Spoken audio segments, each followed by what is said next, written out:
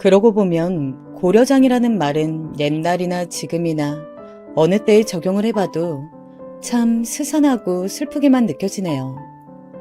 부모를 거추장스럽게 여기고 돈으로만 보는 자식들은 어느 때고 있고 그 방법은 때마다 달라지네요.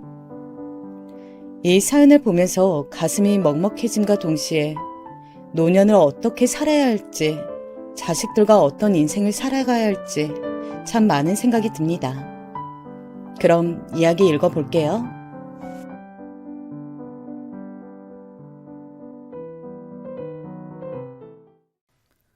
안녕하세요.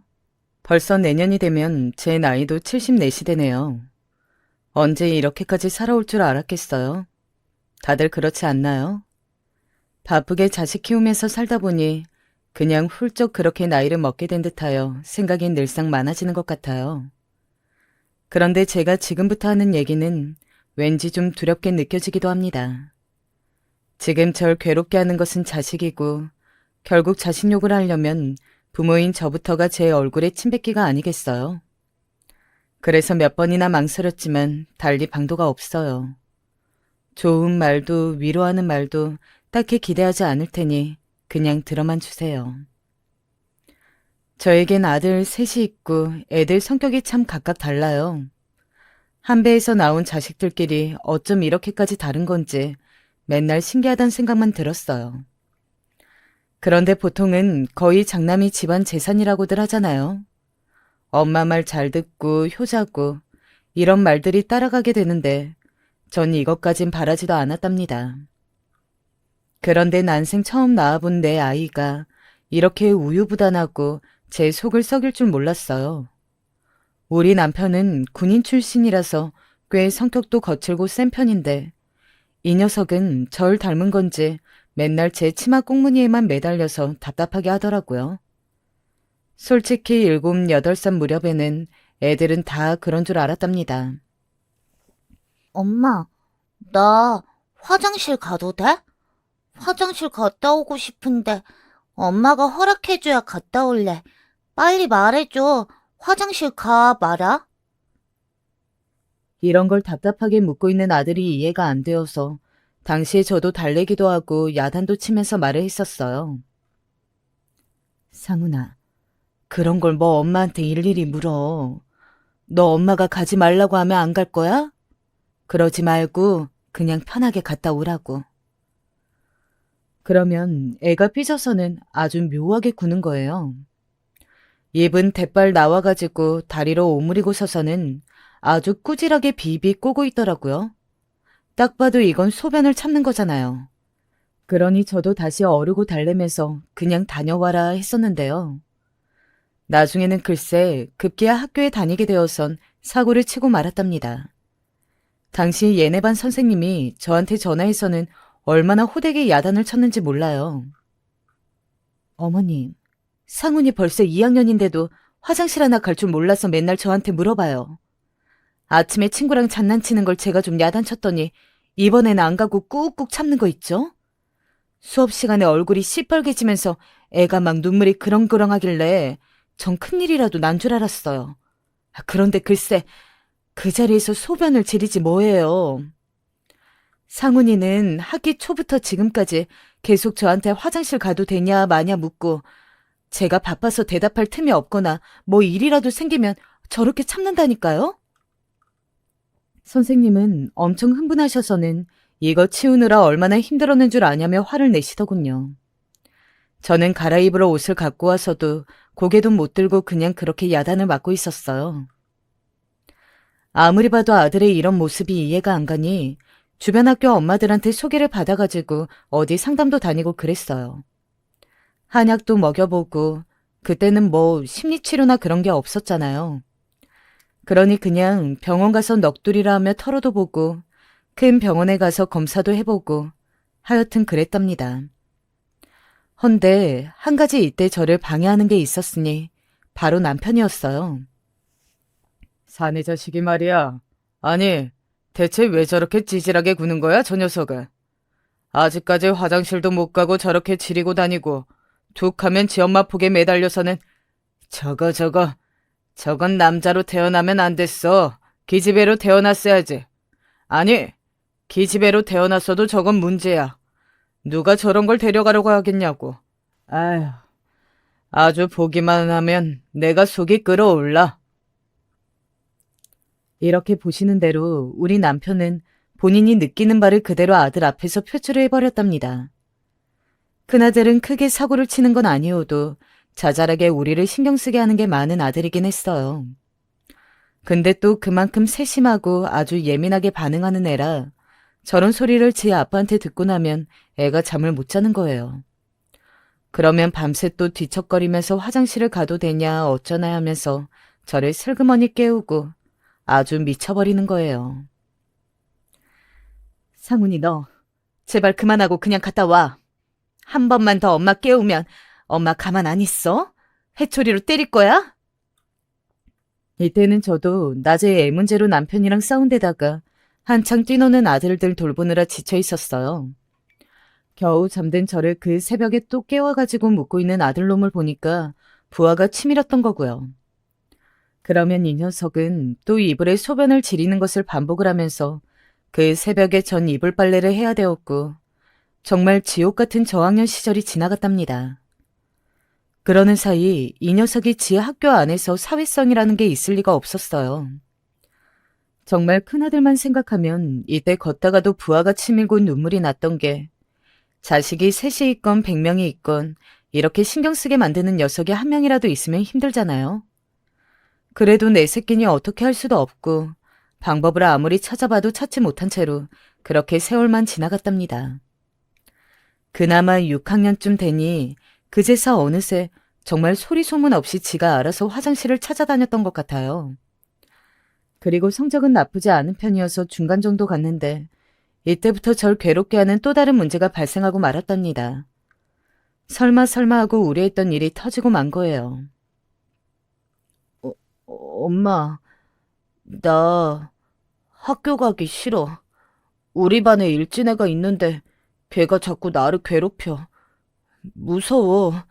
이제 학교 안 갈래. 정말 이게 뭔 말인지. 저는 일진이니 뭐니 하는 말뜻도 그때 잘 몰랐어요.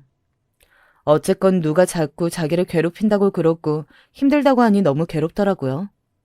딱히 어디를 얻어맞은 건 아니지만 아들이 그 녀석들한테 들은 말은 요즘 말로 언어폭력이었어요.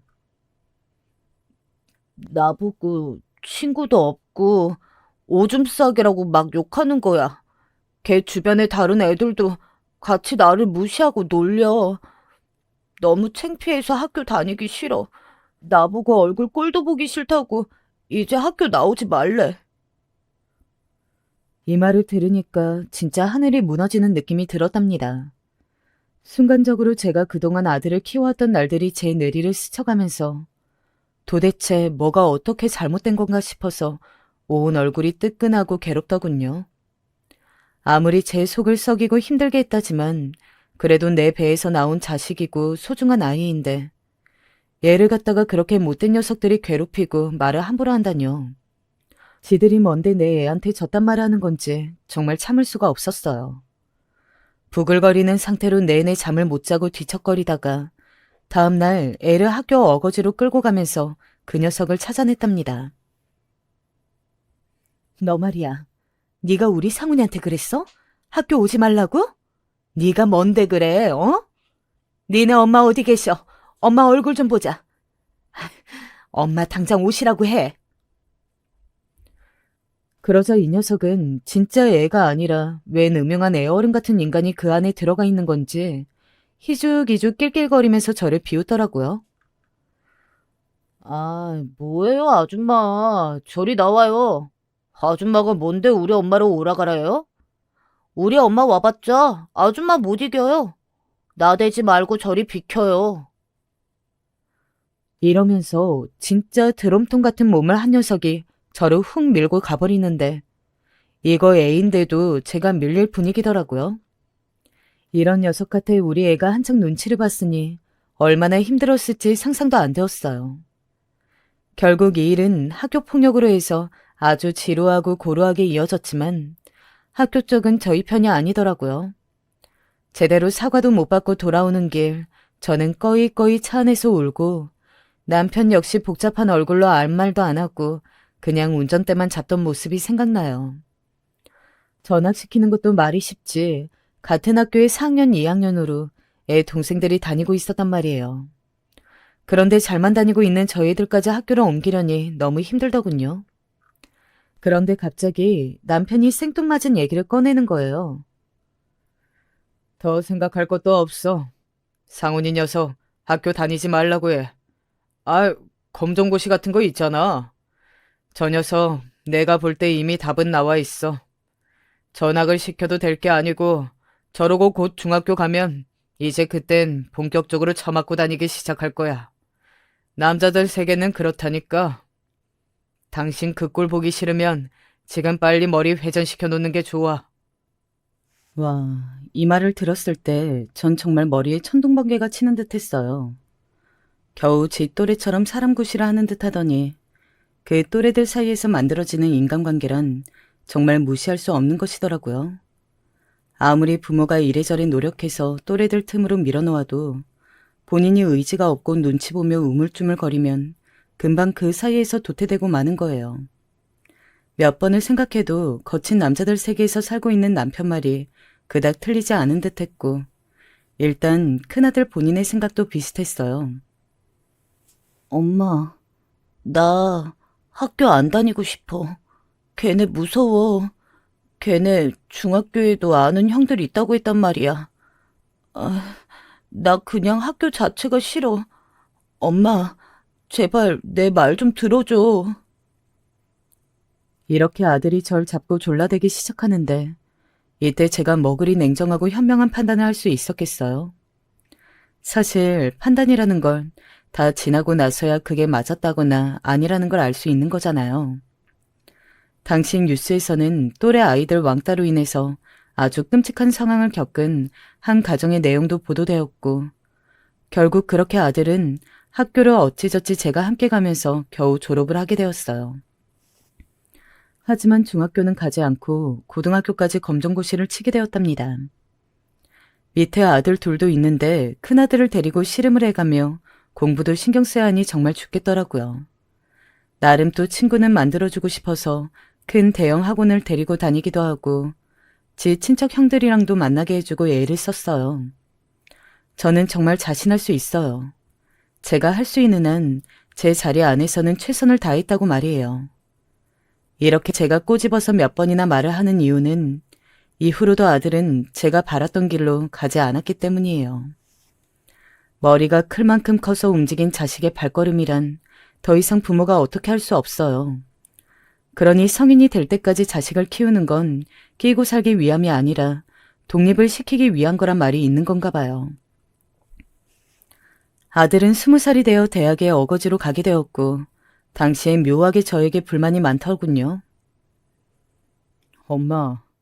엄마가 대학은 가라고 해서 내가 이렇게까지 했잖아.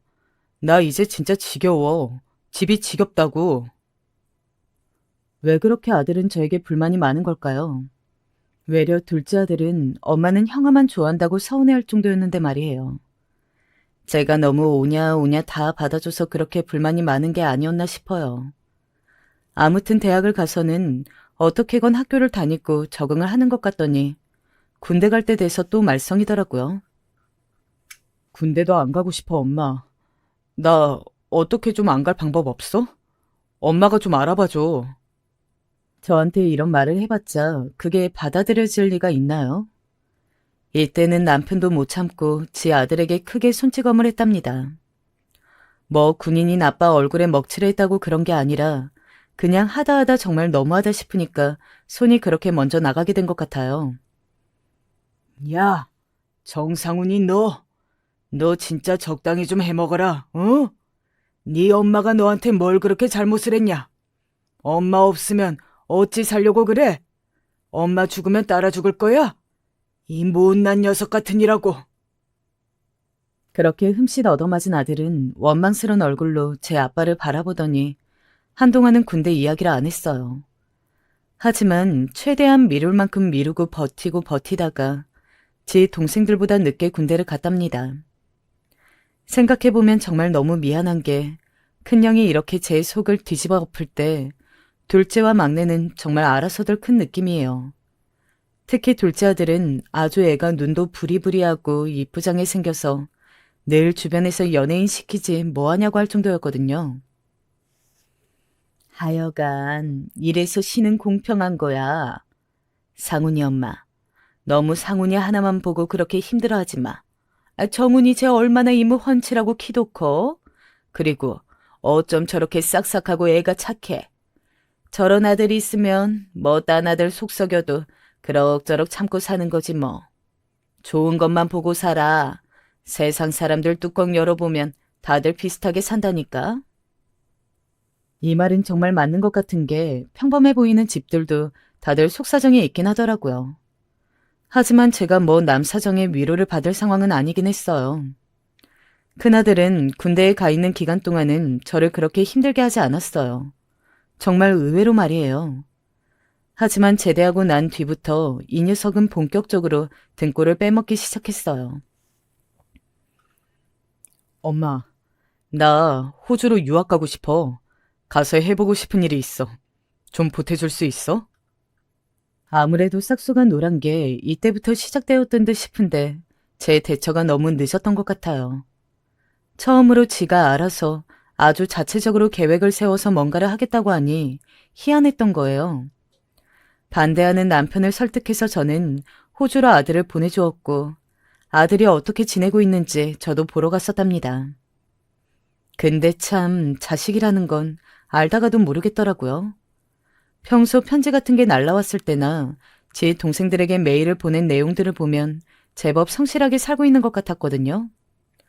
하지만 어느 날 갑자기 차를 사다는 둥, 학비가 모자란다는 둥, 어쩌고 하면서 계속해서 돈을 요구하는데 방법이 없더라고요. 결국 전 이쯤에서 또 선을 긋게 되었어요. 그 이상은 보태줄 돈이 없어. 이 집에서 너만 자식이야? 정훈이 명훈이는 아직도 학교 다니고 있어. 그쯤하고 들어오던지 아니면 농장이라도 해서 알바를 하던지 알아서 해. 그 무렵부터 전 아들에게 아닌 건 아니다 하고 직구로 말을 던지게 되었답니다. 왜 그랬냐면 당시 제가 건강이 좀 안 좋았어요. 부인과에서 검진을 받아보니 상태가 좋지 않았는데 추적 관찰을 받아보자고 하던 차에 점점 결과가 안 좋더라고요. 남편은 평소 무뚝뚝한 사람이긴 하지만 이런 부분에서 꽤 저를 생각하는 사람이었어요. 그때 남편이 해준 말이 기억이 남더라고요. 이제 좀 당신을 생각하면서 살아. 상훈이 저러다가 굶어 죽어도 할 말 없지 뭐. 당신이 얼마나 그동안 제 꽁무니를 따라다녔어. 나이 30 되도록 엄마가 품고 낳아주고 키워주고 뒤치다꺼리 했으면 된 거야. 그 다음은 저 녀석 몫으로 그만 공을 넘기라고. 이제 당신만 생각해. 당신이 아프고 어쩌고 그러면 결국 그것도 부모 노릇 잘못하는 거야. 안 아프고 건강해야 자식들한테 부담이 안 되는 거라고. 알았어? 그러면서 내내 병원도 같이 다녀주고 해외에 가고 없는 큰아들을 대신해서 둘째 아들이나 막내를 시켜서 저를 챙기게 했었던 남편이었어요. 집안 분위기가 썩 좋지 않은 데다 저도 아프니까 예민했고 남편 말은 곱씹을수록 너무나 맞는 말이라 반박을 못하겠더라고요. 그러니 저도 이래저래 말을 거르지 않게 하게 되었어요. 그러니 웬일로 옛날 아이적 모습이 나오면서 소심해진 듯했던 아들이 말이에요. 한국에 들어오고 대학을 졸업하고 어찌어찌 아는 연주를 통해서 조그만 회사도 들어갔어요. 그런데 왜 자꾸 뭐가 좀 안정이 되고 정돈이 되는 것 같으면 자꾸 사람을 이렇게 찔러대는 건지. 이번엔 큰아들이 갑자기 갖고 나타난 카드는 결혼이었어요. 결혼? 아니, 그래. 네 나이가 결혼해도 이상한 나이가 아니긴 한데 누군데? 상대는 누구야? 글쎄 저는 그 내용을 듣고 거의 기절초풍을 했지 뭐예요. 무려 8살이나 연상인 회사 직원이라는 거예요. 제가 말리고 뭐라고 해도 아들은 듣지 않았고 남편은 이런 모습을 보며 혀를 ጭጭ 찼어요.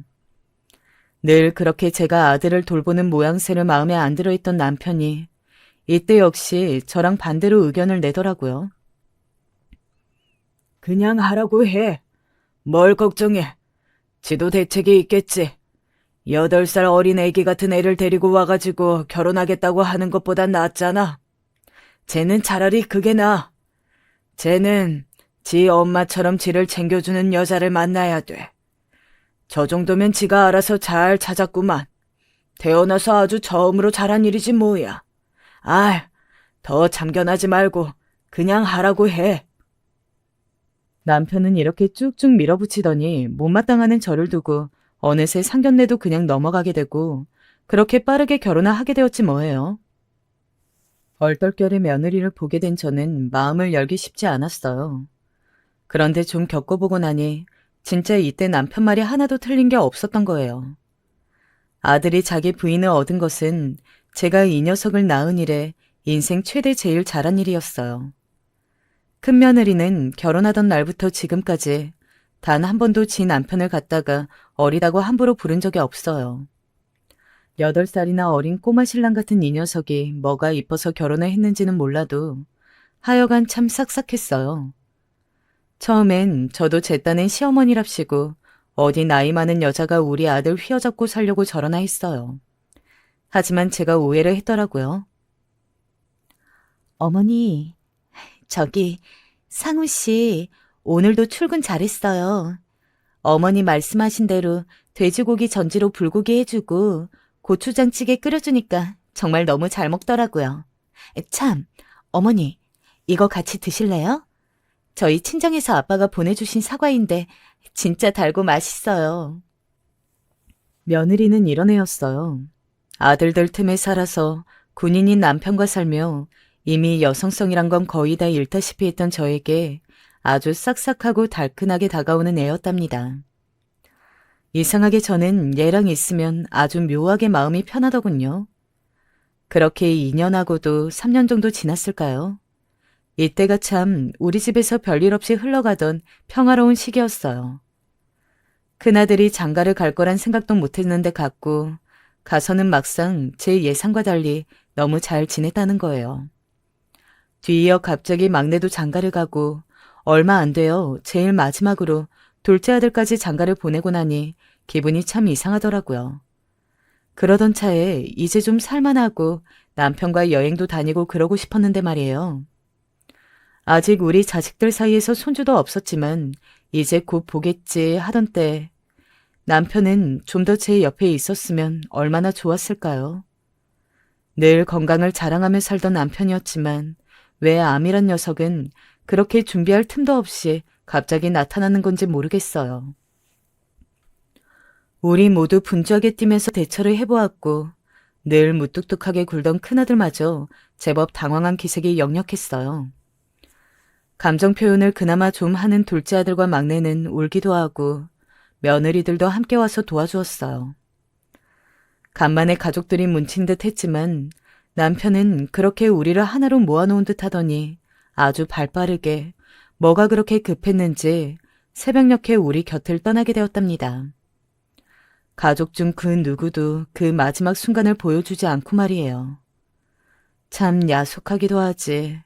임종하는 순간에도 그렇게 각을 잡고 흐트러진 모습을 보이기 싫었던 걸까요? 남편은 젊다면 젊은 나이인 60대에 그렇게 우리 곁을 떠나게 되었고 저는 졸지에 혼자가 되었어요.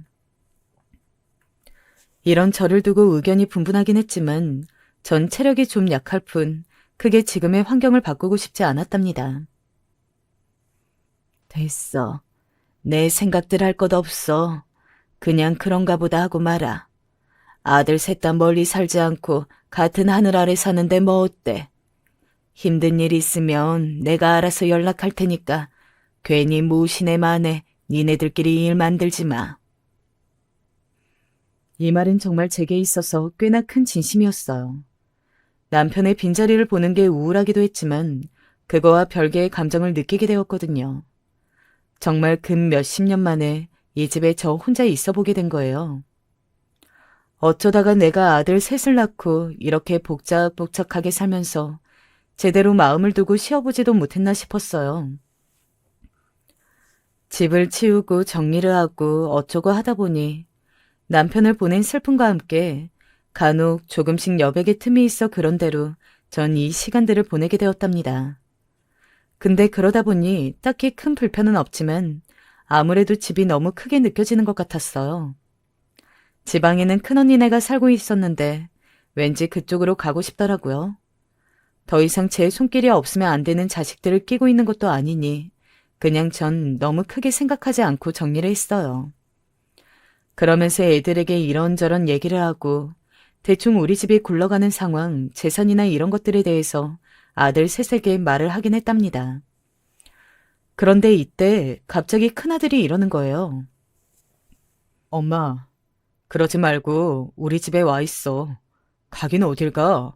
아들이 하나도 아니고 셋이나 있는데 그냥 같이 살면 되잖아. 뭐야? 너, 네 마누라한테 물어보고 하는 말이야? 요즘 같은 때 함부로 시어머니 모시고 살자 소리하는 거 아니야. 니들끼리나 잘 살아. 엄마 정말 힘들고 불편하면 그때 말할게. 지금은 됐어. 늙은이 취급하지 마. 그러면서 저는 그냥 넘겨버렸어요. 한편으론 이런 소리도 할 줄 아는구나 싶어서 기특하기도 했는데 제가 지방에 내려온 지 얼마 안 돼요. 아주 뒤통수를 세게 내려치듯 사고를 쳐버렸어요. 엄마, 그게 수중에 돈 얼마 없어? 내가 사업을 했는데 말이야. 아니, 이것만 매달리는 게 아니야. 엄마, 나 회사 잘 다니고 있는 거 알지? 그거 다니면서 부업으로 한 거라고. 근데 돈이 좀 필요해서. 엄마한텐 얘기 안 하고 내가 대출을 받았거든. 근데 아무튼 지금 좀 상황이 꼬였어. 내가 올해 안에 넘기고 갚을게, 엄마. 좀 도와줄 수 있어? 이렇게 말하면서 뭔 말 같지도 않은 금액을 말하는 거예요. 당연히 전 거절을 해버렸지만 이 녀석과 같이 살고 있는 며느리가 순간적으로 신경 쓰이더군요. 아무리 봐도 그간 봐온 며느리의 인상은 적어도 이 녀석보다는 댐댐이가 나았으니까 말이에요. 괜히 이 녀석 때문에 마음고생을 하고 있는 건 아닌가 싶어서 신경이 쓰이더라고요. 예, 상훈이 녀석 사업한다고 빚을 얻었다면서? 내가 진짜 너 볼 면목이 없다. 너는 대체 얘가 뭐가 좋다고 같이 사니? 내가 진짜 너한테 다 미안해 죽겠다, 정말.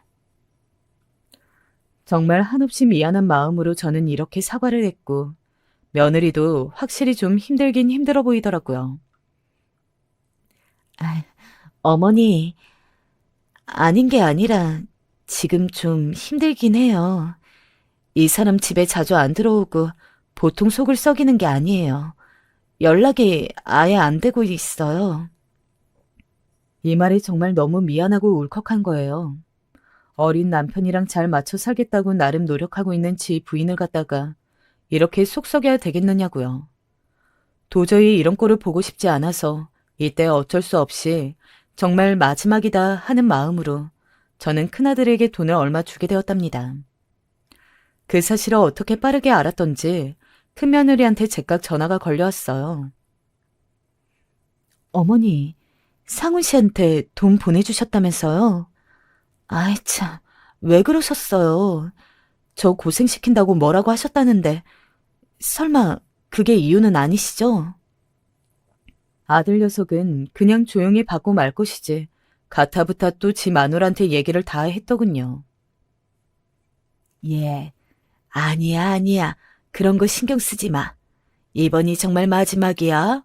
나는 이제 줄 돈도 없어. 이제 니들끼리 알아서들 잘 살아. 나는 모른다, 응? 며느리 말이 틀린 게 아닌 것이 저는 진짜 볼 면목이 없더라고요. 솔직히 며느리는 우리 남편이 아플 때의 기간이 길지 않긴 했지만 그때 정말 지극정성으로 잘했어요.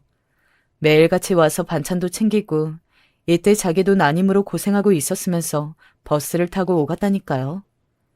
큰아들이 우리한테 팅팅거리고 말도 안 듣고 그래도 그때마다 바로 옆에서 제법 나이 많은 누나답게 야단치고 했던 애예요.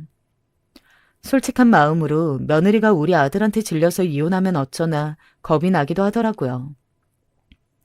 물론 이게 전부였던 건 아니고 일단은 아들이 하도 애원을 하니 정말 마지막이다 하고서 그렇게 해준 거예요. 더 이상 해줄 생각이야 없었고요. 그런데 이렇게 지내고 있던 나날 중 저는 큰언니 집 옆 작은 아파트에서 살고 있었거든요. 그 집에는 위층에도 아래층에도 거의 다 제 또래 사람들이 살긴 했어요. 나름 재개발을 한 곳이라지만 그래도 엄연히 지방이니 젊은 사람들은 안 살잖아요. 그런데 어느 날 너무 황망하고 비통한 소식을 듣게 되었어요.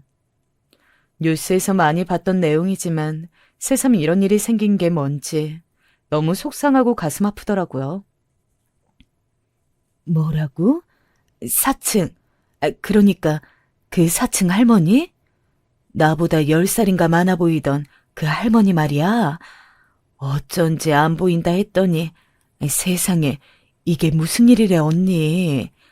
아이고 참 끔찍해라. 어떻게 살아 정말. 다른 게 아니고 글쎄 찾아오는 가족이 없어서 생긴 비통한 일이라고 해야 될까요? 언니 말로는 가끔 딸이랍시고 누가 오는 것 같긴 했다고 하더군요. 그런데 아무튼 이 할머니가 밤새 심장마비인지 뭔지로 하늘나라에 가셨다고 하더군요. 그런데 도통 며칠이 지나도록 들여다보는 이가 없으니 그냥 고독사와 다름없는 결과가 나타나게 된 거예요. 저는 남편이 먼저 가고 난 다음에도 크게 걱정을 하지 않던 사람인데 이 얘기를 들으니까 감정이 마구 치닫는 느낌이더라고요. 괜히 우울해지기도 하고 이상한 마음이 들기도 하고 말이에요. 이런 얘기를 다른 애들한테는 잘 못 꺼내놓고 큰며느리에게만 말을 했어요. 저도 참 이런 말 한 자체가 애들한테 같이 살자고 조르는 꼴인데 말이에요. 둘째네는 애기들 키우느라 정신이 없고 막내네는 둘이 공부한다고 나가 있었을 당시라 딱히 말을 꺼낼 수가 없었어요. 근데 이 말을 큰며느리가 전달했던 건지 큰아들한테 전화가 왔더라고요. 엄마, 그러게 내가 같이 살자고 할 때 왜 말을 안 들었어? 모신다고 했잖아. 그러지 말고 다 정리하고 서울로 올라와. 그 집도 그냥 팔아버려. 또다시 돌아가고 그럴 생각하지 말고. 당시 아들 말을 들으니 저도 이 집을 남겨두고 새를 줄까 하다가 고민이 되더라고요. 아무래도 있으면 언젠가는 다시 돌아오고 싶은 생각이 들려나 하면서 도통 앞길이 예측이 잘 안 되었어요. 아무래도 한 건물에 살고 있는 사람에게 그것도 얼굴을 마주쳤던 분에게 그런 일이 생겼다니 보통 마음이 뒤숭숭한 게 아니었거든요. 아무튼 일은 어찌어찌 진행이 되어 큰아들네에 가게 되었고 둘째랑 막내한테도 그리 알렸어요.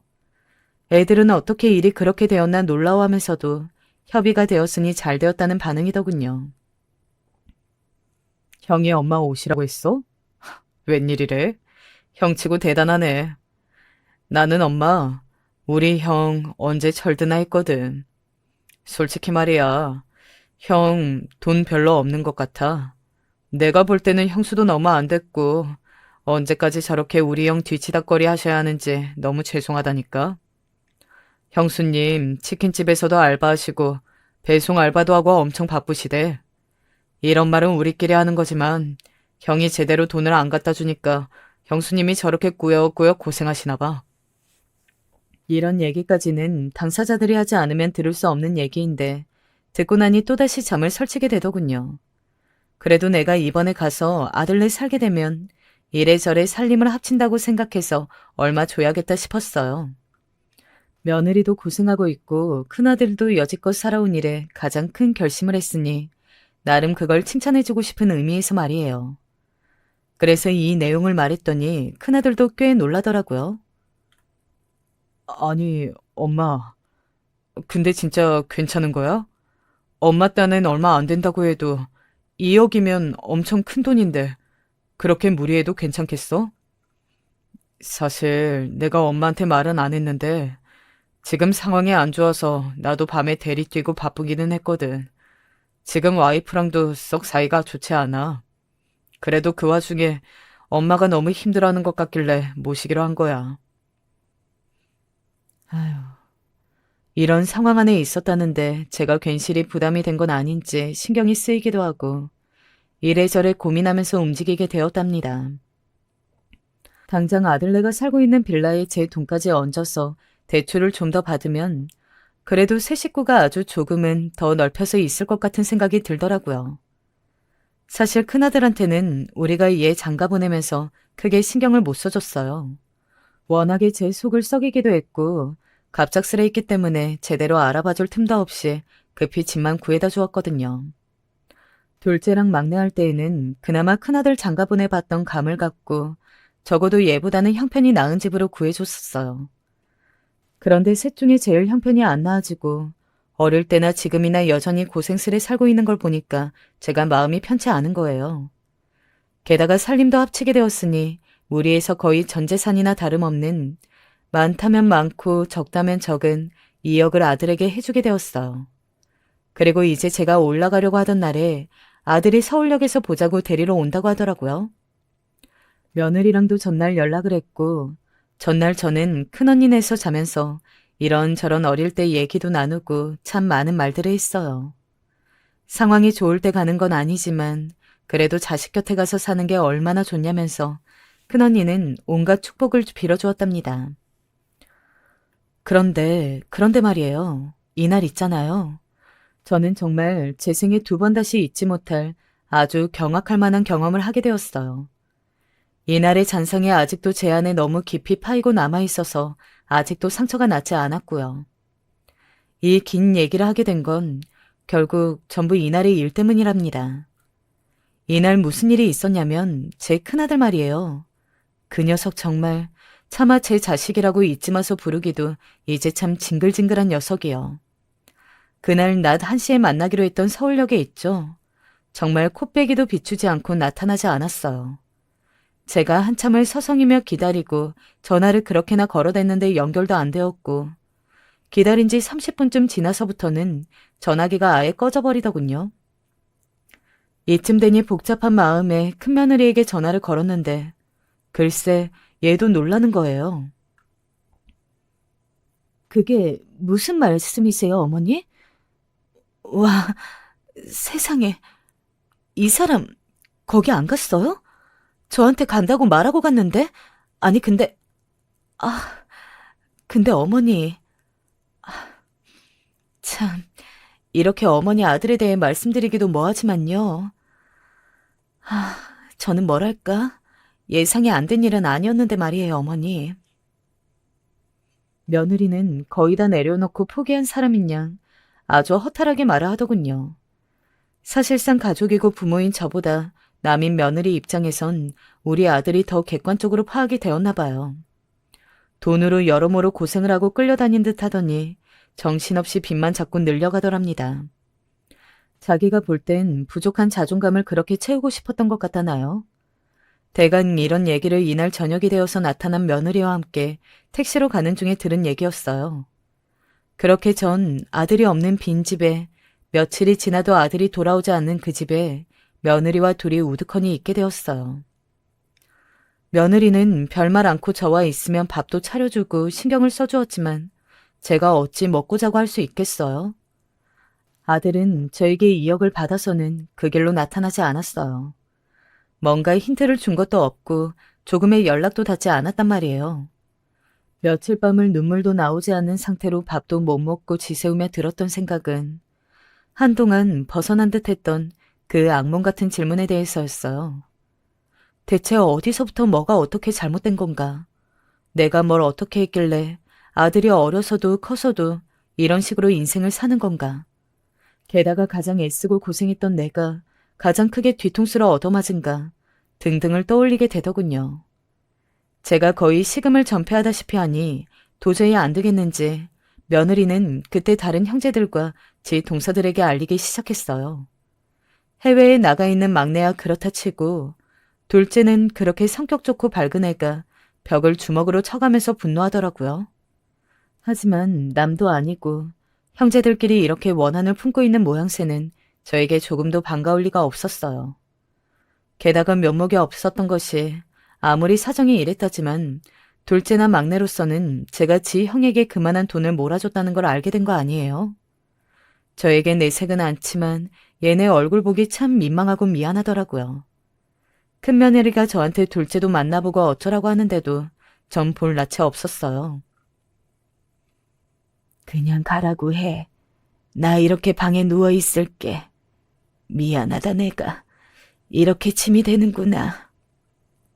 이런 저를 두고 며느리는 방 앞에 음식도 두고 간식도 놔두고 제가 먹는지만 계속 확인을 하더군요.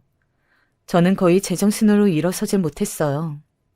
시간이 얼마나 흘렀는지도 잘 모르겠고 그냥 딱 이대로 죽었으면 싶더라고요. 그나마 나은 게 있다면 홀몸으로 생을 마감하는 건 아니라서 다행이라고 봐야 할까요? 하지만 그건 또 그것대로 큰며느리한테 폐가 되고 저렇게 나가버린 남편을 두고 시어머니를 모시고 있어야 하는 상황이 너무 미안하더라고요. 정말 전 이러지도 저러지도 못하고 있는데 어느 날 불쑥 큰며느리가 노크를 하더니 평소 같지 않게 문을 그냥 벌컥 여는 거예요. 어머니, 저도 많이 생각해봤는데 드릴 말씀이 있어요. 저랑 말씀 좀 하실 수 있을까요? 얘가 왜 이러나 싶긴 했지만 저도 언제까지나 이럴 수도 없고 그냥 들어는 보자는 생각으로 그러자 했어요. 근데 며느리는 생각지도 못한 얘기를 하는 거예요. 다른 며느리들이랑도 상의를 좀 해봤다나요? 솔직히 저희 남편 얘기를 동서들한테 굳이 하기는 좀 그랬는데 저도 달리 방법이 없었거든요. 어머니, 이 부분은 죄송하게 생각해요. 그런데 어머니, 아무튼 저도 마찬가지고 서방님들도 동서들도 생각은 같아요. 어머니 일생 힘들게 사시면서 갖고 계신 돈인데 이렇게 넘기기는 너무 억울하잖아요. 그래서 많이 고민을 해보았어요. 말이야 맞는 말이지만 이건 정말 어디까지나 제 흠이잖아요. 옴짤딱살 못하고 식은땀만 흘리며 수치스러워하는 저에게 참 민망스럽게도 큰며느리는 이런 제안을 하더군요. 제가 일단 연락을 해볼게요. 그게 간간히 받기는 하더라고요. 아예 안 받고 그런 건 아니었어요. 이 사람 뭐가 어떻느니 해도 제 연락을 안 받을 수는 없을 거예요. 저한테도 얼마 빚이 있기도 하고. 아무튼 어머니, 일단은 이렇게 해보세요. 큰며느리랑은 연락이 되었다는 것도 어이가 없고 희한할 판국에 빚까지 있다니 진짜 이 노릇을 어째야 할지 살 소망이 없더라고요. 일단 넋이 나가 있는 상태로 며느리의 얘기를 들었는데 나름 둘째네나 막내 며느리가 이러저러하게 팁을 주기는 했었다고 하더군요. 듣고 보니 저도 아주 솔깃하지 않은 얘기는 아니어서 얘네는 어쩌다가 이런 생각을 한 건지 신기하다 싶었어요. 저랑은 연락이 안 되는 건 아니니 제가 좀 구슬려 볼게요. 근데 대신 어머니가 조금 마음을 강하게 먹으셔야 해요. 저랑 동서들이 생각을 해보긴 했지만 어머니 본인께서 주관이 잡혀있지 않으시면 아마도 그 돈 찾기 힘드실 거예요. 저도 나름 각오를 하고 말씀드리는 거고요. 이렇게 말을 들으니까 저도 모르게 침이 꿀꺽 넘어가더라고요. 아니 안 될 게 뭐가 있겠어요? 지금 나는 거의 산 손장이나 마찬가지인 상태로 이러고 앉았는데 말이에요. 제가 알겠다고 하니 며느리는 즉각 자기 계획을 말하더라고요. 지금 이 사람 거기 물린 돈이 한두 푼이 아니에요. 그거 어머니가 돈 주신다고 해결될 것도 아니고요. 그렇다고 그거 안 찾으실 것도 아니죠. 그러면 방법은 하나밖에 없어요. 어머니, 그 돈 찾아오셔야 해요. 그러면서 꺼낸 말은 다시 생각해도 좀 놀라운 방법이었어요. 하지만 제가 이런 생각을 어쩌다 했다고 한들 저로서는 아들에게 통하지 않을 방법이더군요. 반드시 며느리가 있긴 해야 했어요. 제가 남편에게 뭐라 메시지를 남겨둘게요. 뭐지? 이런 말 좀 죄송하지만 아무튼요. 어머니께 재산이 좀 더 있다고 말이에요. 그 2배로 아니 한 3배로 있으셨다고 대강 이렇게 말을 할게요. 제가 볼 땐 그 사람 그 말 듣고 놀랄 거예요. 자기가 뭐 확인을 해보겠어요? 어쩌겠어요? 이쯤 되니 무슨 말을 하려고 하는지 알 듯 말 듯 하더군요. 며느리는 제 눈치를 보더니 다시 말을 이었고, 결론부터 말하자면 이 방법은 제가 다시 돈을 대략적으로 거의 80%는 되찾는데 성공하게 해주었답니다. 며느리가 말한 방법은 아들에게 돈이 좀 더 있는 척을 한 다음 줄 것처럼 굴라는 거예요. 그러면 저 사람도 솔깃할 거 아니에요. 그럼 제가 말을 하는 거죠. 어머니는 더 주실 생각이었는데 고작 2억 갖고 사라져버린 당신 보고 너무 놀라서 화가 나셨다. 그러지 말고 그 돈 다시 갖고 와서 어머니 돌려드리고 허심탄회하게 사업에 보탤 돈 제대로 보태달라고 빌어봐라. 이렇게 말이에요. 이렇게까지 해야 되나 싶고 저도 어이가 없긴 한데 아무리 봐도 이건 아닌 것 같아요, 어머니. 정말 저 사람 저렇게 두면 안 돼요. 어머니, 한번 된통 당해보고 지도 저 빚쟁이들한테 시달리고 힘들어봐야 악쓰고 나올 거예요. 이 방법은 몇 번을 제가 머리 굴려 생각해봐도 그럴듯했어요. 그리고 실제로 받아들여질 수도 있겠다는 감도 들었고요. 이때 끝 말미에 큰며느리는 이것도 알아두시라면서 심호흡을 하고 말을 하더군요. 어머니, 죄송하지만 저도 여기까지가 최선인 것 같아요. 보다 정말 아닌 것 같고, 그리고 어머니가 저에겐 없는 친정 엄마처럼 잘해주고 챙겨주셔서 그런데 이렇게 고생하시는 걸 보니 너무 마음이 안 좋아서 이렇게까지 움직이게 되었어요. 그런데 어머니, 이해해 주세요. 죄송해요. 저는 이후에 이제 이 사람과는 다른 길을 가려고 해요. 마음에 안 드셔도 조금만 이해해 주세요. 큰며느리는 그렇게 말을 하면서 제 눈을 제대로 보지 못하더라고요. 떠듬떠듬 머쓱하게 건네는 그 말을 들으며 제가 뭔 말을 더 할 수 있겠어요. 그냥 알았다고, 그동안 너무 고생했고 미안하다고 어깨만 살짝 잡아줄 수밖에 없었어요.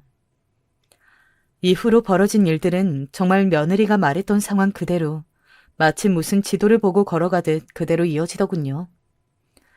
아들은 집으로 들어와서는 여전히 그 속 터지는 얼굴과 목소리로 발발 기며 빌어대는데 그 모습을 보며 제 안에서는 여러모로 피 섞인 울음이 끌어올랐어요. 모르겠어요. 이게 무슨 감정인지. 동정도 예증도 무엇도 아닌 뭔가 아들 자체보다는 제 자신에 대해 끌어오르는 혐오랄까? 어디에 이 방향을 맞춰야 할지 알 수가 없었어요.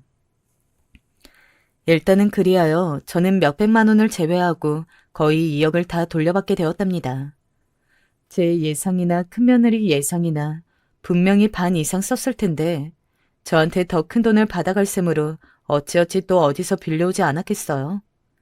하여간 저는 그렇게 아들 앞에서 별말을 하지 않고 그저 얼마 더 있는 척만 하면서 그 돈을 다시 돌려받았고요.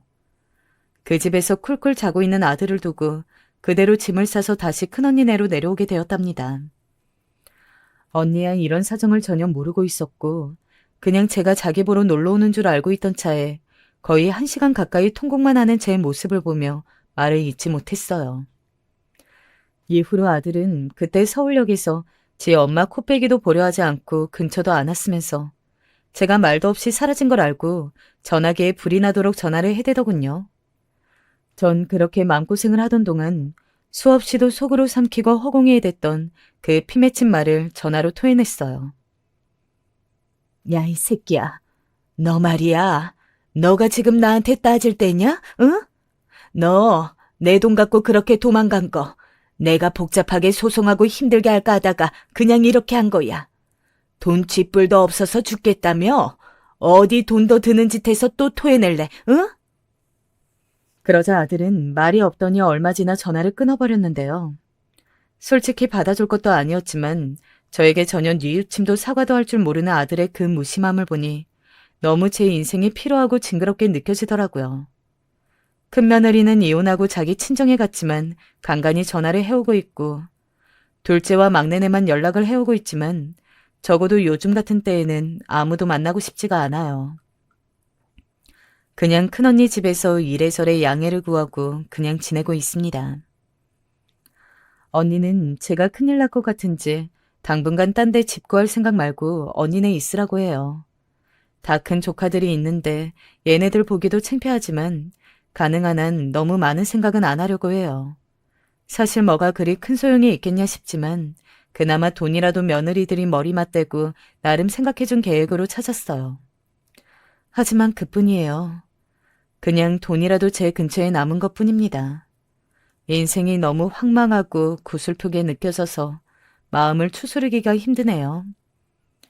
인생 한심하게 살았다고 저를 욕하셔도 할 말이 없어요. 그냥 그렇게 알고 살아가겠습니다.